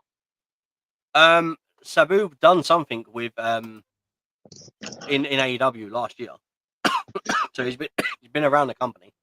But Sabu is a legend of ECW. He's one of the originals. Yeah. It's going to be interesting to see how they treat him like a hologram, because I feel it might be a good mentor for him. Then, if Sabu's still around AEW in the background, there might be a good source to go and talk to with how you progress hologram. Yeah, because Sabu fits in that unique stature. 100%. This is what I would say, right? I think they need to keep. This is my opinion. I think anyone that's involved with hologram, the people that were there at the beginning, the group should no longer grow. I think there should be a group of maybe 3 people, 4 people, 5 at a push, right? And between them, obviously, that is Tony Khan. One of them's obviously hologram, so that leaves 3 people. And between them, they're like, we need to go this angle, this direction, and we need to do that. Yeah. The best thing for them to keep this character special is to not allow too many people to overbook him and just throw him into shit matches for no reason. Because you can do His matches have to be special and with a point. I can't use random matches. unique. Yeah, they can't just throw hologram. Obviously, he came out like and debuted, but then there needs to be not a follow up, but there's got to be like, okay, so let's see what he's done that a big guy. Let's see him go against a smaller guy and see how that works. Yeah. Let's see him go against this person and see how that works. Like, I want stuff to unfold, like unfold with hologram, as in this happens. Like maybe a promo from him because obviously he's a hologram-esque character. You know, like just something. Let's make him special. Let's make him be a reason for people to tune into Collision. Like I would love to see that happen. But yeah, I'm set for it. I want to see him actually go somewhere. I don't want him. They've got to play their cards right with him. If they play the wrong cards with him, they're going to destroy his appearance and look and character I don't want to see that. essence of him. You know what I mean? Lost. They've got to book him the right way constantly. If they book him wrong by accident or on purpose, they're going to ruin their character. Yeah, I tell you, I don't like seeing people like characters getting lost, hurt, or damaged in any way, shape, or form. Obviously, I'll segue from that. Someone that recently just got injured, Skye Blue. Man, she has been a workhorse for AEW for like a year and a half. She's done so much. She has so much potential. Unfortunately, she got injured. She got injured yesterday on Collision. Someone done she was in a match. I think it was an over the top rope crossbody or something like that. She landed on her ankle. I don't know. I believe the ankle's broken. Or it's an ankle or the leg that's broken. Don't quote me on that. That's an injury. It can be for years of that. Could be 6 months upwards. Obviously, as you know, broken bones and stuff like that getting back. So obviously, don't forget. As a normal person, it's not a problem because you can slowly progress, right? You're a wrestler, so not only do you have to get yourself recovered, you then have to rehab yourself, get yourself back into ring shape, get yourself ready, not be worried about taking a knock or a fall. It's not fun to it, right? So obviously we send the. It's not fun going through rehab for any sport you do. It's not fun. We send rugby, wrestling, football, anything like that, hockey, any kind of sport you guys play out there. If you've ever been playing it and you've been injured, you know about how bad it is coming back. Yeah, exactly. It's not fun. On yesterday's stream, I mentioned I was a BMX rider. Yeah, and this is about 5 years back when I was just cruising because I no longer race, and I was just cruising on it, come off, and I've had mad BMX crashes. I've had BMX crashes colliding with bikes in the air. Yeah, and that stuff hurts. I was literally just riding down the pavement and the back wheel came out. I slipped and broke my elbow. Yeah. And it took months and months for that to heal. So when it comes to a wrestler getting injured, you have to think the amount of risks that they do actually take. It just takes one. It just goes to show that one unlucky move, and that's it. You're on the shelf now. Exactly. But all the best wishes go to her. I hope for a speedy recovery on that. It's such a damn shame because she has carried that company on her back as well. She's a great wrestler as well. She's got great talent. She's great talent. Yeah. Let's hope she can get back soonish. So, I mean, what was I going to say? Yeah, obviously, as you said, like, obviously, we wish speedy recovery. Yeah. She does get back, and it's a very good rehab, and obviously, she's fine. She does recover well, and obviously, there is no technicalities during the recovery process, obviously, because that can always happen. Just for the record, right? I want to give you this. She's 24 years of age. So Right. she's only early as well in her career as well. Oh, that's Yeah. nasty. 24 years of age, and she has she wrestled against Shida, and obviously that was where the injury came. But she's wrestled on Collision, Ring of Honor, Rampage. She's literally wrestling almost weekly, and she hasn't stopped. I'm just going back now. 22nd, 29th, 6th, 20th. She hasn't stopped for nearly what a year flat, I would say. Like she's been consistently booked. So That she is said insane. so she's been riding her luck a lot of them. Yeah, I mean, even going back to maybe 2 years, like she's just a workhorse. You know, when you just get one of them wrestlers that's like they're there for the grind, and There's workhorses in every environment. It doesn't have to be wrestling; it can be any environment, any sport, any job. You have workhorses there, and they do unfortunately get injured. Yeah. She's, in my opinion, she's like, you know how John Moxley has that work rate of go. That's the work rate she has. She's an insane talent. So good. As a women wrestling on the rise, she's one of those people that arguably is up the tippy top right now. I'll give it to the girl when she gets back fully fit and she does continue in her AEW career. I would like to see her appear on WWE because she is a good talent and she has got that she goes ring presence to run with a WWE title for a while. She has got it. Yeah, that's if she so goes. Like some people are happy there, you know. All right, let's get into something good. Before I talk about that though, AEW does have a new looking arena. Everyone's saying, how do we like this Arlington setup? It's a little different. Let me see if I can quickly get a picture up just to show you guys. Where are we at?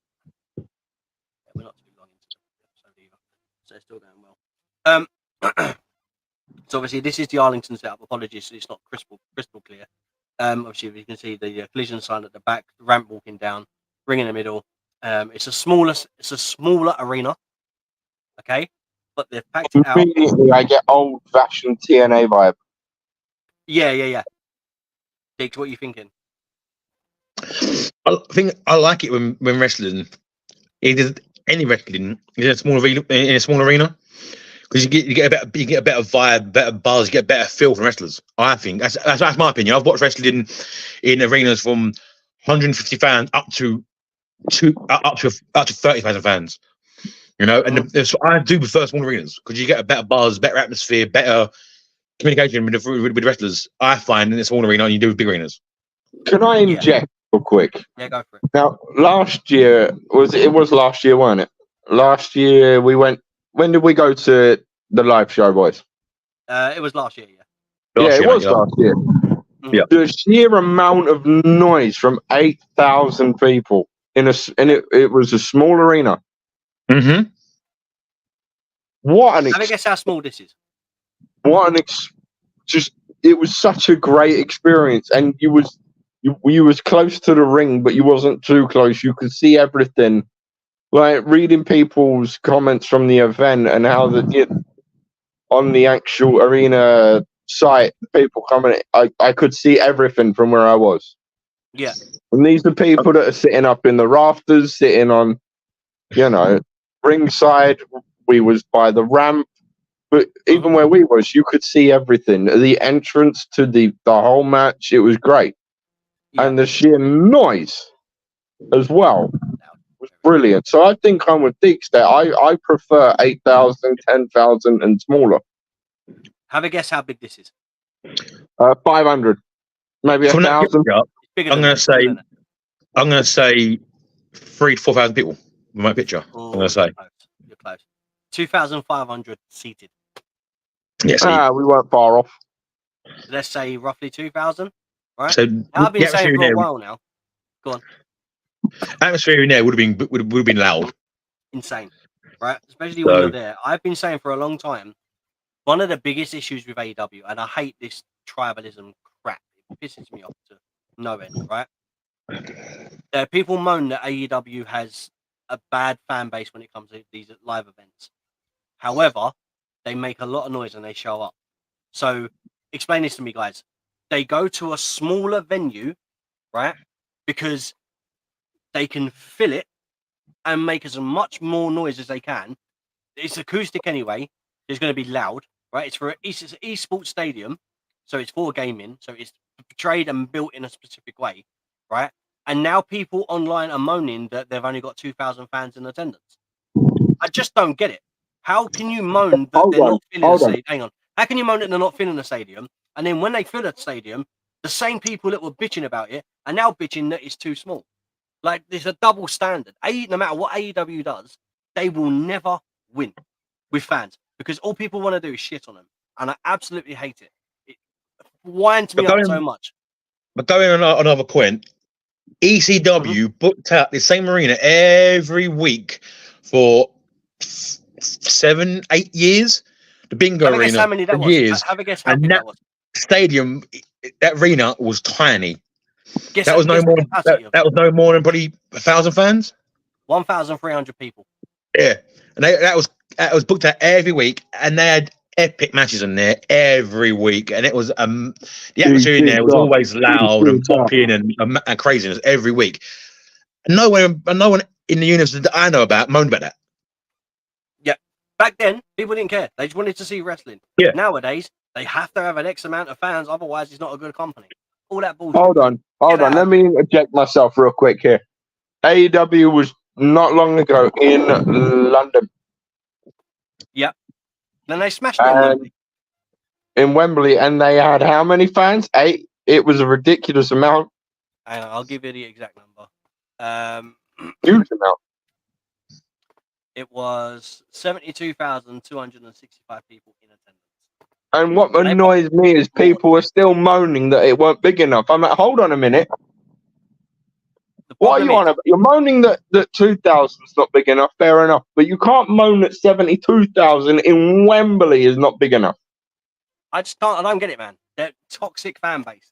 Like, it's not AEW, guys. It's just the ones that want to bitch for the sake of bitching. Like, there's certain things I don't like with WWE. Okay? AEW has proved the point. But I don't use it as a weapon to, like, kind of destroy a company. Unfortunately, there's toxic people in the wrestling universe that want to be toxic for the fun of it. Yeah, 100%. You know, I can't name names because I don't know who any people are. You know, there's people just being toxic and trying to destroy things just because they want to. Yeah, you know, but there's no need to be toxic. Watch wrestling to enjoy it. Don't watch it to destroy something. This company they've been going for about 3-4 years. No, they've been going 5 years. They had the 250. Yeah, 5 years they've been going for. Give the guys a break. They're trying their hardest to entertain us all. Exactly. Their job is to entertain. They get paid to entertain us. You know, those guys go out there every week, put their bodies on the line for a paycheck, which could take them out of a paycheck easily. Give them a break, let them do the job, and support the guys. Don't run them down into the ground. Exactly that. I agree. You know, support them. Don't. You know what I mean? Points to the wrestling world. Yeah, they can fill their small arenas, but when they want to go big time, they've already proved that they can go big time. They do good numbers, man. Like, people look too much into TV ratings and Wembley and all this stuff. Like, just enjoy. Hang on, look, this is how I'm sorry, but hold on. There are artists, singers, that go to Wembley and they don't do 72,000. There's some artists that are lucky if they do 40,000 at Wembley. You've got a wrestling company that's been going 5 years and they did 72,000 in Wembley. That is a brilliant goal. That is amazing. That is an accomplishment for a 5-year-old company. Mm-hmm. Just so you know, by the way, right? AEW are going to Wembley this year, right? And I believe they're going in a weird time frame where Taylor Swift is also around Wembley. I think they're making no, I'm serious. Right? They're doing something where Taylor Swift has a setup for 90,000, and AEW have basically worked around with them and said, look, we can't. I think they can't hit an X amount because obviously the time frame it would take to swap one thing for Taylor Swift to AEW is going to be hard, right? So in order to do that, AEW have dropped themselves down to like 50,000 seats at Wembley for their following year. 50,000 seats at Wembley. I still don't think that's bad. That's still good. Not at all. I think that's great, right? But I will say this. People that want to look about all these ratings and go into these arguments and shit like that, like, honestly, what do you gain out of it? You don't gain anything out of it. I don't understand it, bro. I'll be honest. Like, AEW, TNA, WWE, NXT, GCW, you know what we are? We're fucking spoiled. We are spoiled. The sheer fact of how much wrestling we get on a daily and weekly basis. And there's toxic fans out there that want to argue. I'll tell you what, go back to like 10, 15 years ago, before like we had TNA and all we had was WWE. Okay, and then when we got that moment where all we've got is one company and all these other wrestlers are getting lost in the shuffle, indies don't mean shit at this point. No. Because they're not getting any views. We've now got independent wrestling shows on normal taping, like getting TV tapings and getting them put on air. We are so damn spoiled for the amount of wrestling we've got. And these toxic people in wrestling companies or in the wrestling industry that want to get rid of it, you are the reason why people there are problems. Like, as WWF said, get the F out. Like, you are not welcome in this community. Yeah. Not at all. I can't stand it. Like, we are so spoiled for the amount of wrestling we get. And there's dicks that want to fucking complain about it. Like, not a chance. Like, there is no, we don't want you. If you want to do that, go. Like, you're not welcome. Yeah. I would rather pay double I agree with that all day long. I agree with it. People like that in this company. Like, get out. Yeah. Get out. If you're toxic, go away. Don't come. Don't put anything up anymore. Go away. I will talk on a positive note. Let's bring some positivity back. Hello, by the way. We have a couple more followers joining, and another follower on Twitch. So thank you for that. Let's talk some positivity. Okay. Last night we got TNA Slammiversary, and they broke their attendance, their door attendance, right, for the first time in 10 years.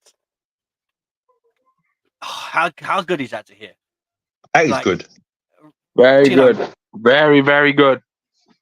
I'm so happy, man. Right. In this day and age of wrestling being everywhere you look, it's nice to hear that someone breaks their records for once. It's nice. It really is nice. It really is. I'm just trying to get you the exact numbers now. But yeah, like, I want to kind of cover it as lightly as I can. But so it's got TNA Slammiversary 2024 has now set the record for the highest attended TNA event in over a decade. Like, do you know how I'm happy to hear that?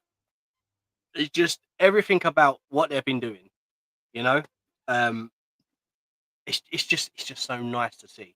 It's a Joe Henry made an appearance as part of this partnership, obviously with NXT. People were tuning in, and it's got. I'm just trying to make sure I'm on the right thing. So NXT was not performing well at the start of July, with the brand losing 17%.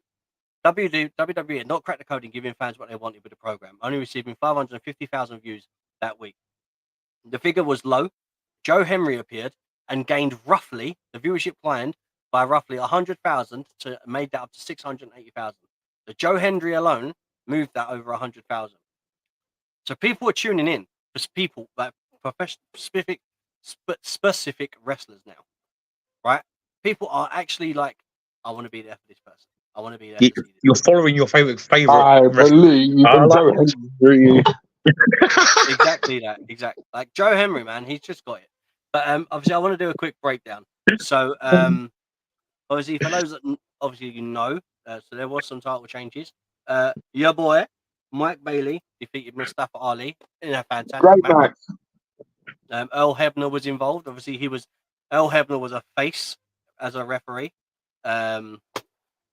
which is obviously long time. Earl Hebner's a legend referee. That guy, a legend. Yeah. So he's been out there so many years. He needs to be in the wrestling Hall of Fame somewhere as a referee. Somewhere. I remember Earl Hebner when I first started watching. Stop talking over each other, damn it! Right, go. Deeks talk and then Shake and talk after. God, this. Yeah, as I said. Earl Hebner needs to be in Wrestling Hall of Fame somewhere as a referee. He's in the TNA one. Yeah, it needs to be more. He's been in so many companies over the years. He deserves to be in every single one of them. He's a great referee. He does excellent work. He puts his body on the line if he has to. He's a good referee. He deserves to be Hall of Fames everywhere he's been. Yeah. I mean, so Earl Hebner's he's in TNA. He's not in WWE.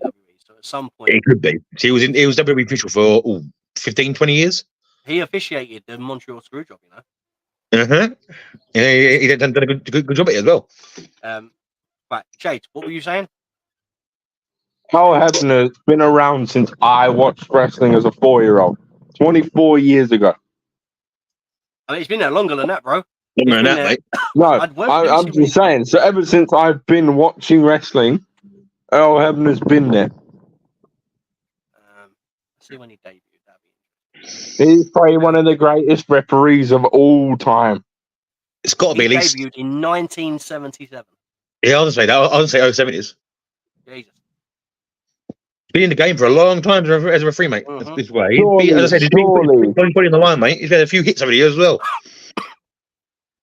Surely he's going to be WWE Hall of Fame. I mean, it's been there for a while. It just hasn't happened. I believe he does make it to WWE Hall of Fame. He'd be the first referee ever.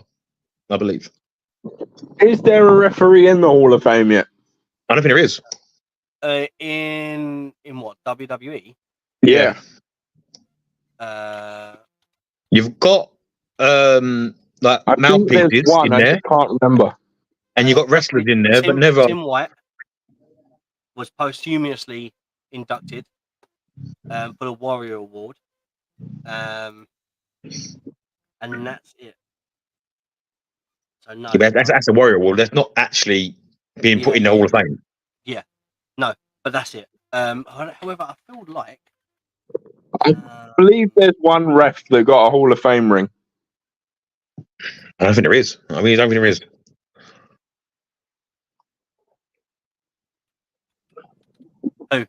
Who do you reckon? I can't. This is going back in time. I can't remember the name. But if there's not one there, then Hebner definitely should be the first. I would say on a technicality, there is one person that was a ref. There was a ref that got inducted into the Hall of Fame, but first started off as a referee, then kind of became like an actual front of the company, and became an actual performing talent. Not that refs aren't, but like on-screen persona and stuff like that. And that's Theodore Long. Long. Yeah. And that was 2017. He got inducted. Yeah, but he's done everything, mate. He's wrestled, refereed, and he's been GM. So that's why he's in there. That's what I'm saying. So general manager what I'm on about is him. So yeah. What I'm on about is a straight referee. No, ain't one. No, then. Only in TNAs, not in WWEs. I think. Let me double check that for TNA. I'm sure Earl Hebner is.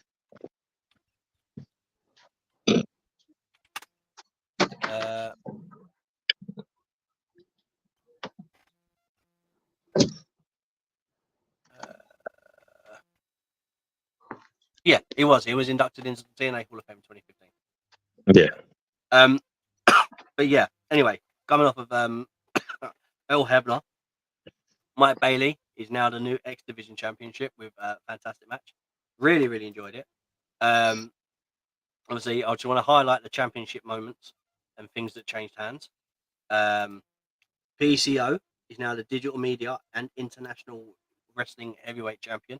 That's going to be so cool. Thoughts on PCO, guys? I'm sorry, but a 60-year-old man that is still going to the caliber that he's going at is amazing. He's not 60 yet, mate. He's 50s. He's close enough. 56. You got take into account. I'm adding 4 years of brutal bodily injury harm. He should not be doing moonsaults at 56 years old and making it look good. It's unreal. He is a pure craftsman. Mm-hmm. It's gonna be interesting. Say he runs that title. He runs with it. It's be interesting. Yeah. You don't get much better than that. I will say, at the end of that, Steph Delander came out and proposed to PCO So Oh, wow. officially got engaged. I guess obviously it's TNA storytelling. Obviously he said yes. There was a fumble with the ring. She dropped it, but she picked it up again. The ring's huge, by the way. It's like 3 inches tall or something. It's massive. So yeah, so the French Canadian Frankenstein is now engaged to be married. That was great. Well, are we going back to This happened. Oh yeah, I called it. However, right? Before you gloat, I want to give you the rundown because I know, Shade, you haven't seen this match, have you? Yeah, I have. Oh, I called it though. Right? How did Joe Hendry get eliminated? The storytelling for this is insane. How did Joe Hendry get eliminated from this match? What happened? He got kicked where? Oh, not a low blow. He got kicked in the testicles, right? By Josh Alexander. Oh. Right? I believe his nuts are gone. This is what I like about this, right? So for a long time now, Josh Alexander has been the face of TNA. Okay? He's literally been classed as the face of TNA. He's done everything. Right? He worked his arse off to be in the position where he's at. Right? He's been the TNA champion. If there was anything that they needed to do, Josh Alexander was the guy. Like everything was built around him for the last few years. Josh Alexander has been their go-to guy. Like he has been the guy for TNA. Now, all of a sudden, there's a new guy that's on the scene that's going to NXT, and he's getting his face shown, and he's getting TV time and exposure. So, Josh Alexander turned heel, eliminated Joe Hendry via a low blow, which caused Joe Hendry to get eliminated from the match. Right? And then Nick Nemeth eliminated Frankie Kazarian, obviously, and then that's how Nemeth won. So Nemeth won, right? He won the title. Now, what's nice is 2013, he first won his first world title. In 2024, he wins his next world title in TNA. There's a lovely comparison. Like 11 years later, we get this moment and all that kind of stuff, right? It's all great moment. But man, the way they sidestepped and put Joe Hendry in a position where we're going to give it to you, but not yet. We're going to tell this story. I really didn't see Josh Alexander turning heel. Like, I was like, no way. No, not a chance. I did not see that coming. But yeah, go on, Dix. What was you going to say? Oh, I'm still behind Universe. I'm still playing catch up at the moment. I've been a busy man this week. I'm trying to catch up. I'm slightly behind still. So when I heard it's a low blow, to take him out was disgraceful for me. I don't like things like that. Wait till you see it. Wait till you see it. And it's a frustrating situation, right? But man, the way it was done, insane. So clever.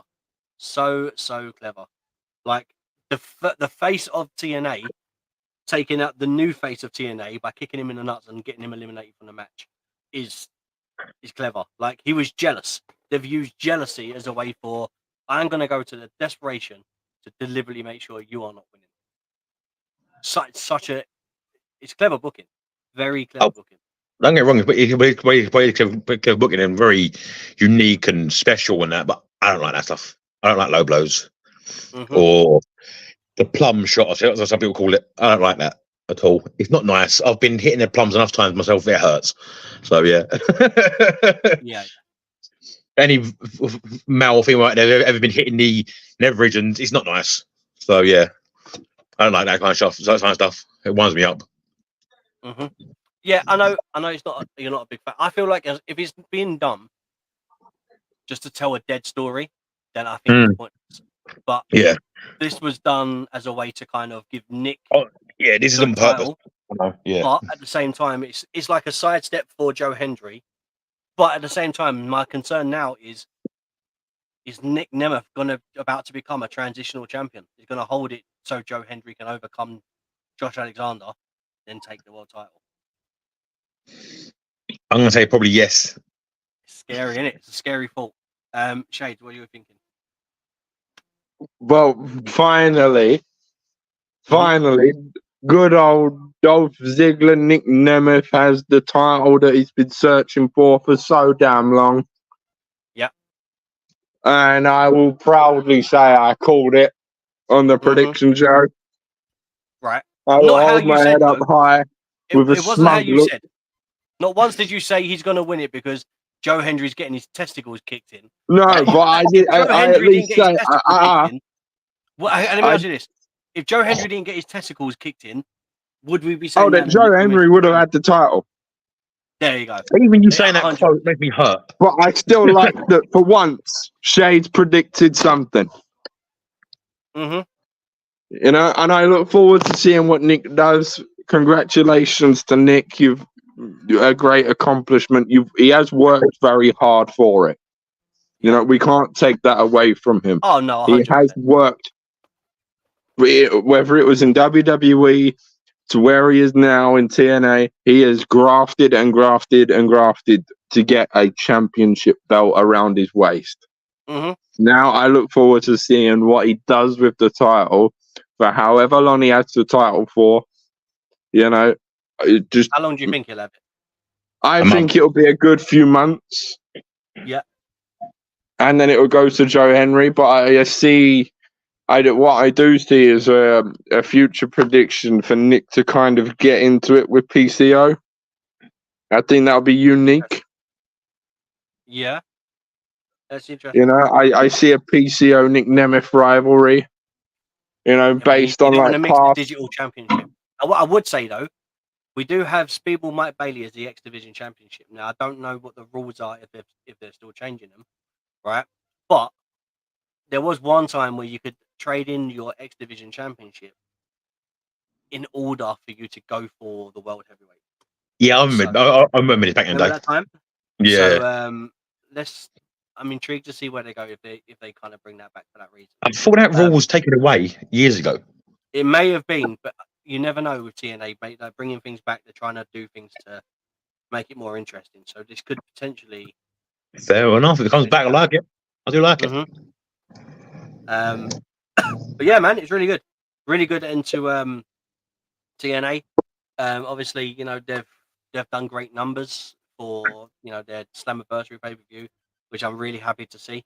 It's always great to see companies progressing, as we've said.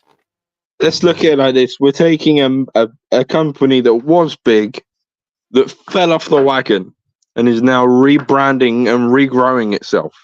Yeah. Because it was TNA, then it was Impact Wrestling, and now we already talked about it. That whole speech of "We are TNA." Exactly that.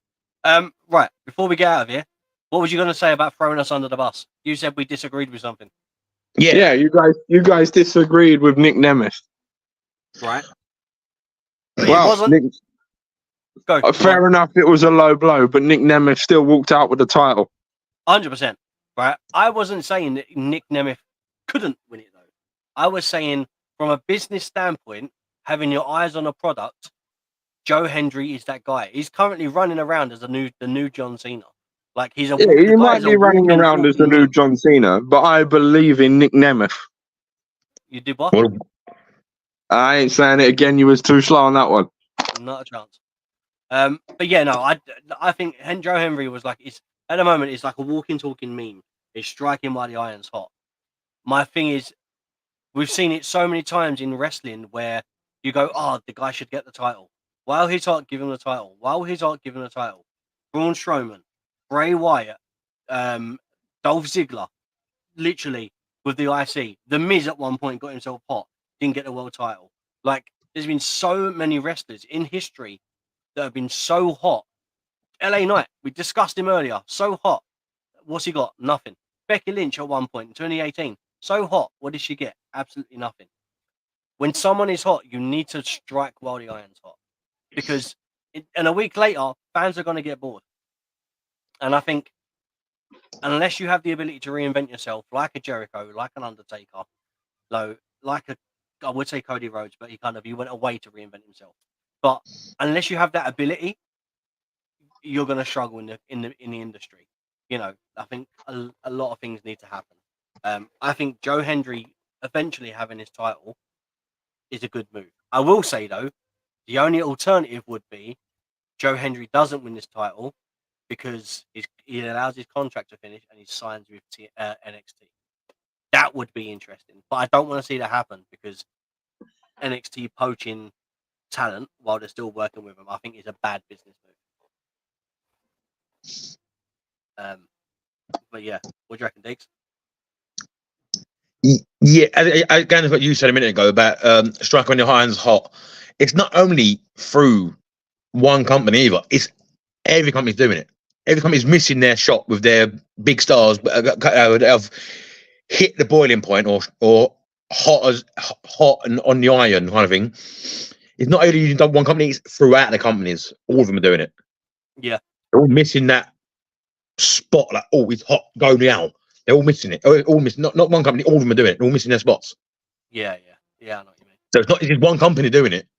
They're all doing it. They're all missing their boiling points. Like, boom, he's guys hot. Go. No, we'll leave it a couple of weeks or a couple of months. No, anything too late. You got to strike when the high end's hot. If it's not hot and you're striking, you're going to lose the buzz, lose the hype, lose the growth of that title or that person. Yeah, you've got to hit that boiling point. If you don't hit it, you're going to ruin possible their chance of running and making your company or themselves bigger. Yeah, exactly. Yeah, 100% agree. It's not just one company; it's all companies doing it. All companies, they need to learn from it. I agree. Yeah. But yeah, this week's wrestling has been crazy. It's been mad busy. You know, obviously, some of us are still playing catch up, trying to watch things that happen. Obviously, TNA. But yeah, obviously, it's been probably one of our longest streams. Obviously, I want to try and cover as much wrestling as we can. But it's a big week though, as well. That's why it's so long. It's been a long week. There's stuff to cover. But yeah, other than that though, I will say it's been great talking wrestling with you guys as always. Is there anything final that's on topic that we need to cover? Anything that we may have missed? I can think of no for me. Yeah, no, that's fine. There is one rumor going around. Here we go. Oh no, here we go. No, it's actually a promising rumor because I hope it does happen. But you're about to say Motor City Machine Guns. We covered this last week. Okay, that's about the third time you were going to bring that up. Go for it. No, it's still nothing to do with it. But so there's a rumor going around that WWE are going to bring on more international women's talent. Right. And if they do that, I think that'd be a great move for the women's division. Grow the women's division. You know, the women's division is at a great point. Why not add some numbers to it? The thing is, the women's division in wrestling is already stacked already. Can you add any more to it? I don't understand. That is currently there is some hype around it because there is some great talent overseas and that. So it's something to look into. Right, hang on. I will say though, right. I don't understand how people can report that WWE this is the word, are looking into bringing more international talent, right? Now, already, recently signed Stephanie Vega is Chilean. Yeah. She's a Chilean wrestler, right? Yeah. WWE, Julia, right? Another wrestler that's coming in. It's English-born, Italian, Japanese professional wrestler. You can't get much more international than that. So she's born in London, but obviously... She's Italian is an English-born Italian Japanese wrestler, right? Then we've got Asuka. And then we've got Rhea Ripley. Yeah. Like, do you know what I'm saying? Like, we have the international thing. You have some as well. Yeah, exactly. Do you know what I mean? Like, there's so much. You have Zelina Vega. Zelina Vega, exactly. So Puerto Rican, all right, born in Brooklyn, but by direction of Puerto Rico. Do you know what I mean? It's just a strange, like, who else are they looking to bring in? I don't understand at the moment they're trying to bring in an international when they've already got international wrestlers. At the moment, in the WWE universe of women, you have 15 cultures covered. Probably. From English to Brazilian to Spanish to Mexican to French, French, Japanese. Puerto Rican, Japanese. English, Japan, they're everywhere. Chinese. I would say They- there is enough women, right, to actually do a women's World Cup as a tournament, right, and cover all different areas. I actually think What- it's possible. What I will say on it is, if they want to bring more talent in, great. Just make sure it's good talent. Yeah, Thing is, bringing good talent is okay, but the thing is, at the moment, the WWE women's rosters are stacked with talent. They are huge, stacked up right now. I get that, but Well, if they do want to add to it, then it can be either a good move or a bad move, depending on who they bring. It depends how you look at it, I would say. But the talent they're Don't bringing get at me the wrong, moment, if they're good talent and they deserve the spot, definitely go for it. You know, go for it. But just be careful you don't lose him in a shuffle. That's it. That is the most dangerous place for any wrestler to end up is the shuffle, because then you're being shuffled like cards on a poker table. Yeah. Yeah. But all right. Other than that, though, no breaking news, nothing like that. No other breaking news currently. You sure? I'm sure. Are you sure? I believe that it's time to end the stream. There we go. I believe in Joe Henry. There you go. I gave you one more. Right, it's been great talking wrestling with you. We are about to head out. And we will see you hopefully next week. Hopefully we're going to plan for a midweek video. We haven't done one for a while, obviously, as you know. If you do want to go back and check an old midweek video and check out the Money in the Bank winners tier list, that was fun to do. Bath rope. We do have some other stuff coming. We have another tier list. We have some other ideas that are in the pipeline. Until then, though, obviously the main thing you need to do is subscribe, hit the notification bell so you know when we're live. Hopefully, X will let us be verified soon, and then we can actually go live on there as well, so we can get all you wonder people from X back with us.